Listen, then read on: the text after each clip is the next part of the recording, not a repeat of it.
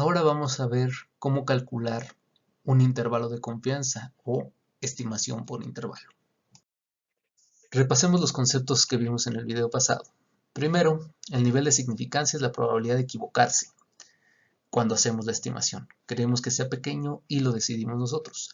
Ya una vez que decidimos que tanto quiero equivocarme, que esperamos que sea muy poquito, ya también queda definido el nivel de confianza o de certeza, la probabilidad de que no me equivoque o que me equivoque hasta cierto punto, y esto queremos que sea grande. Para calcular eso o para saber el área en la distribución, tenemos los valores críticos. Y el error máximo admisible también lo decido yo. Y es qué tanta diferencia quiero que haya máxima entre lo que estoy estimando y el parámetro, el valor del parámetro. El margen de error pues es el doble del error máximo porque puedo equivocarme hacia arriba o puedo equivocarme hacia abajo. Esto es gráficamente, estos serían los conceptos que acabamos de ver, los valores críticos, nivel de confianza, error máximo, margen de error y nivel de significancia. La mitad de la significancia está del lado derecho, la mitad de la significancia está en el área blanca del lado izquierdo. Estamos aquí en una distribución normal estandarizada. Cuando hacemos estimación por intervalo, no nos va a dar solamente un número de estimador, que sería esperemos, el valor del parámetro, sino que nos va a dar dos números donde estaría el parámetro, donde podría estar con cierta certeza el parámetro, el valor real del parámetro. Por ejemplo, si estimamos la media por un intervalo de confianza o por intervalo, tendríamos que la media real está entre 6.54 y 9.74. Y así con los otros parámetros. Ahora, ¿cómo sabemos qué tan confiables son? Es decir, ¿cómo sabemos cuál es el área bajo la curva entre esos dos valores? Primero vamos a ver qué representa el intervalo de confianza y cómo se interpreta. Vamos a suponer que tenemos una media poblacional, un parámetro real de 10. Ese lo conozco, medí a todos los individuos de la población y mi media fue de 10. Y después saco muestras de esa población, 10 muestras, y calculo la media de cada una de esas muestras. Si yo pongo un intervalo de más menos 5 a partir de mis muestras, por ejemplo, en la muestra de valor 4, el intervalo de más menos 5 no alcanza el valor de 10, el valor real. En la muestra 2, que salió una media muestral de 8, el intervalo de más menos 5 es de 3 hasta 13, sí contiene al valor real de la media, esa línea azul. En la muestra 3, de valor 15, mi media muestral fue 15, el intervalo de más menos 15, más menos 5 también contiene el valor real. Entonces, en este intervalo, la mitad de mis muestras o de mis intervalos de confianza contienen el valor real y la otra mitad no. Esto es un intervalo de 50% porque la mitad contiene. Si yo hago más pequeño mi intervalo, si en lugar de 5 hago 2, algunas son las mismas muestras, son las mismas medias, pero ahora el intervalo es más pequeño. Ahora solo 3 de las 10 muestras contienen al valor real de 10, perdón, en la línea azul. Este sería un intervalo de 30%. Si yo hiciera un intervalo de más menos 30, entonces sería un intervalo de confianza del 100% porque todas mis muestras con todas mis estimaciones y mi intervalo contiene al valor real. Entonces, eso representa el porcentaje del intervalo de confianza. El número de intervalos que contienen al valor del parámetro. Sabemos que la distribución muestral se distribuye de forma normal, con media en mu y desviación estándar del error estándar. Y sabemos por la regla empírica que el 95% de los valores está a 1.96 desviaciones estándar. Entonces, si mis medias muestrales se distribuyen de forma normal, el 95% de las estimaciones que yo haga van a estar entre ese intervalo de mi media más menos 1.96 errores estándar. Si yo calculo los valores que representan esos más menos 1.96 desviaciones estándar o errores estándar, que son las líneas rojas en la gráfica, entonces esos intervalos o esos dos valores van a contener al 95% de mis estimaciones. Entonces, esa es la forma de calcular un intervalo del 95%. Yo decidí que fuera 95%, puedo ponerle 90%, puedo ponerle 70%, 99%, y luego más tengo que calcular cuáles son los valores que me dejan esa proporción al centro. Gráficamente esto se vería así. La línea de hasta arriba, justo abajo de la curva, sería mi realidad. Tenemos el parámetro que está al centro de la distribución y tenemos dos valores que están a menos 1.96 errores estándar y a más 1.96 errores estándar, que donde está el 95% de mis valores de estimadores. Ahora, eso yo no lo conozco, yo no conozco el valor del parámetro. Lo que yo puedo calcular es de muchas muestras sacar la media muestral y después sacar el intervalo de confianza de más menos 1.96. Obviamente este no va a estar en el centro, a menos que le atine de pura suerte. Si uno va a estar a la derecha, algunos van a estar a la izquierda. Algunos de esos, por ejemplo, la tercera estimación, está tan a la derecha que el intervalo de confianza no alcanza ese parámetro. Pero si yo sé que me siguen una distribución muestral de normal, sé que el 95% de esas estimaciones o el 95% de esos intervalos sí va a llegar a la línea roja. Y eso es lo que representa un intervalo de confianza del 95%. De 100 estimaciones que yo hice, 95 de esas, el intervalo de la línea para arriba y para abajo de mi estimación va a alcanzar el valor del parámetro real. Pero entonces, ¿qué significa el 95% del intervalo de confianza? Se habla mucho de un intervalo de confianza del 95% y se interpreta generalmente como una probabilidad de que mi valor real esté en ese intervalo o que el valor verdadero del parámetro esté entre ese intervalo. Pero esa interpretación no es correcta. Piensen que el valor del parámetro es una constante. En el ejemplo que vimos, la media era 10 y esa 10 se va a quedar para siempre.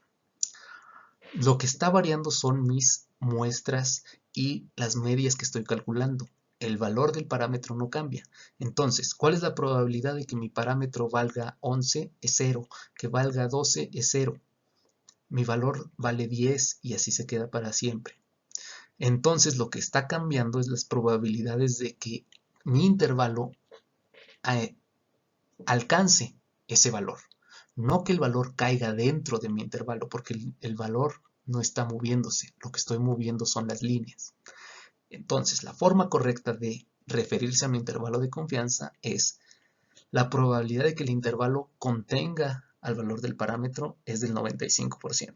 O hay un 95% probabilidad de que mi estimación esté a máximo 1.96 desviaciones estándar del valor del parámetro. Visto de otra forma sería decir, si yo estimara 100 veces mi intervalo de confianza para ese parámetro, en 95 de esas veces que lo estimo, el intervalo contiene el valor real del parámetro. No es lo mismo que decir que hay un 95% de probabilidad de que mi valor real esté en ese intervalo. Eso es incorrecto.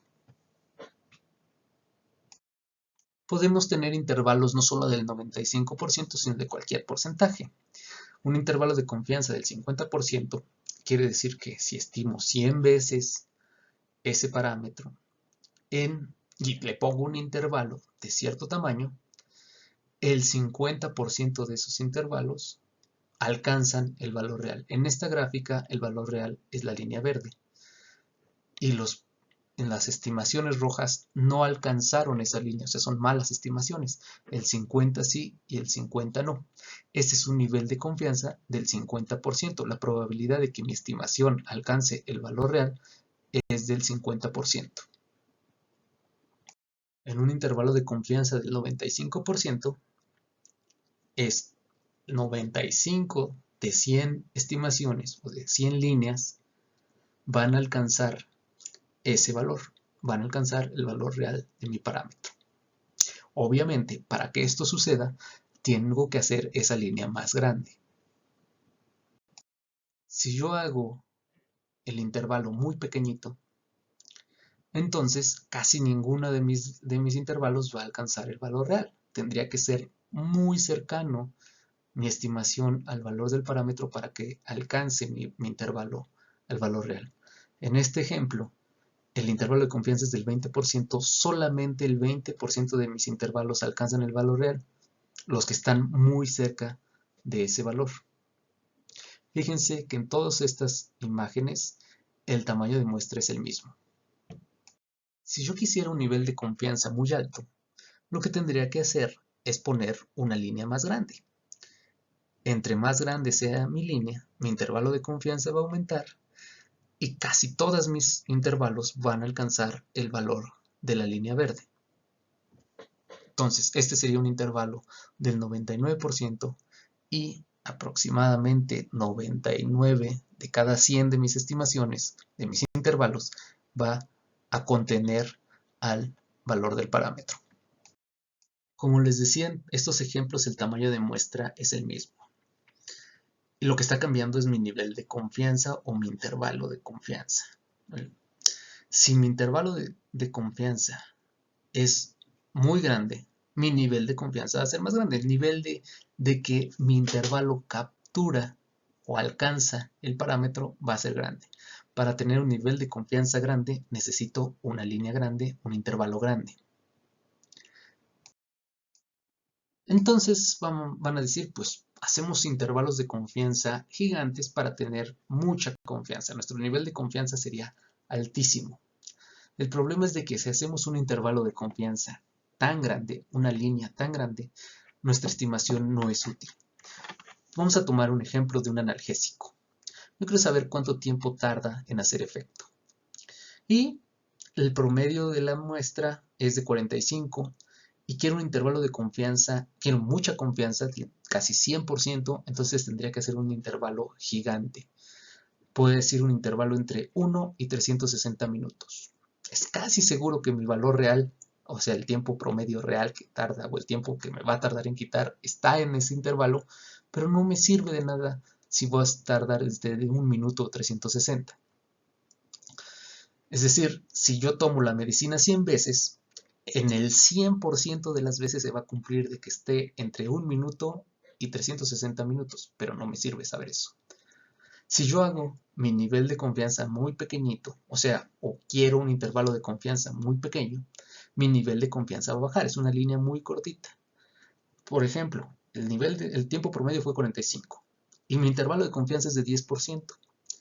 Ese intervalo de confianza está entre 43 y 47 minutos. Sería excelente de cada 100 veces, solamente 10% de esas veces, o en 10, voy a tardar entre 43 y 47 minutos. En el 90 voy a tardar más o menos, en el 90% de las veces. Entonces, esa estimación tampoco me sirve porque no es confiable.